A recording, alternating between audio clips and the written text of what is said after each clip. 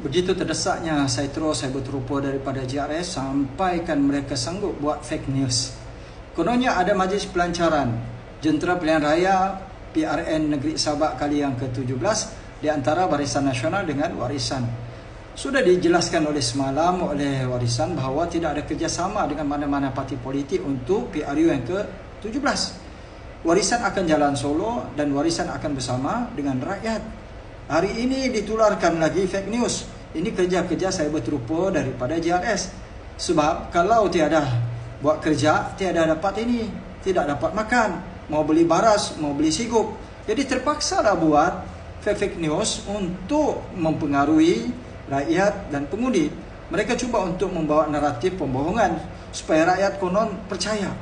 Nah, Warisan konon dengan BN ada kerjasama politik, akan lancarkan Jentera Pilihan Raya. Sebenarnya tidak ada. Inilah yang saya katakan pelacur politik daripada kumpulan saya berterupa GRS.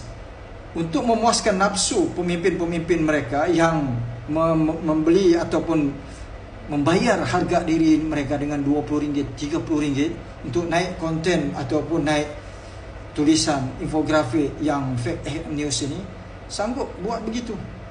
Tiada kerja lain diorang ini. Buatlah kerja yang manfaat.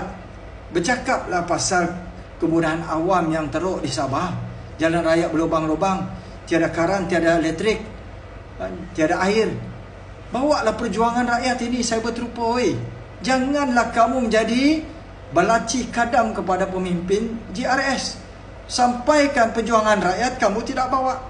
Yang kamu bawa fake news. Tiada lain. Malang sungguh orang-orang GRS dilatih dan juga diupah untuk sebarkan fake news demi untuk nafsu pemimpin-pemimpin mereka dan demi untuk bayaran-bayaran politik yang mungkin mereka akan dapat, mungkin RM20, RM30 ataupun sekitar RM100. Berbaloi ke jual maruah dengan buat fake news? Tidak berbaloi. #selamatkan Sabah. Kita perlu selamatkan bumi Sabah dan rakyatnya. Kita perlu pertahankan pemimpin yang tegas, berintegriti, ikhlas dan amanah. Angkatlah warisan Shafie Apdal, kerana sudah dibuktikan 26 bulan mereka memerintah, hasil Sabah bertambah. Tetapi hari ini yang tukang klaim GRS, tidak pandai malu kan? Itulah dia. Tidak pandai buat kerja tapi pandai klaim saja ada income bilion-bilion. #selamatkan Sabah. Undilah Warisan dan Shafie Apdal sama kawan-kawan yang lain.